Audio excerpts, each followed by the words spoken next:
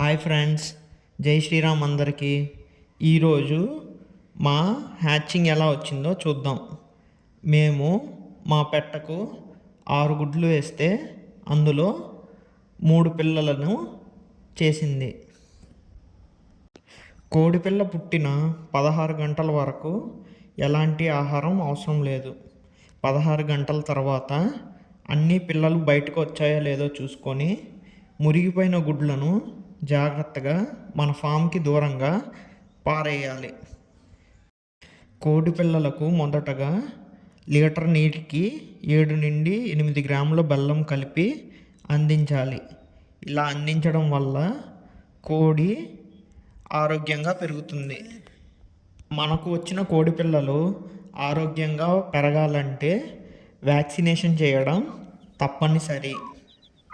ఇప్పుడు మనం ఏ వ్యాక్సిన్లు ఎప్పుడెప్పుడు మన కోడిపిల్లలకు వేయాలో చూద్దాం.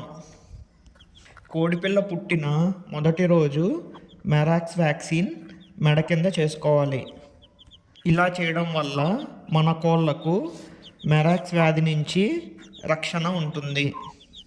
మన కోడిపిల్ల పుట్టిన వారంలోపు లసోటా వ్యాక్సిన్ చేసుకోవాలి. ఈ వ్యాక్సిన్ కంటిలో ఒక చుక్క, ముక్కులో ఒక చుక్క చేసుకోవాలి.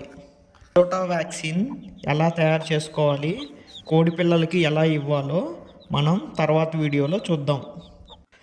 కోడిపిల్లలకు 2 వారాల లోపు గంబోరా వ్యాక్సిన్ తాగే నీళ్ళలో కలిపి ఇవ్వాలి.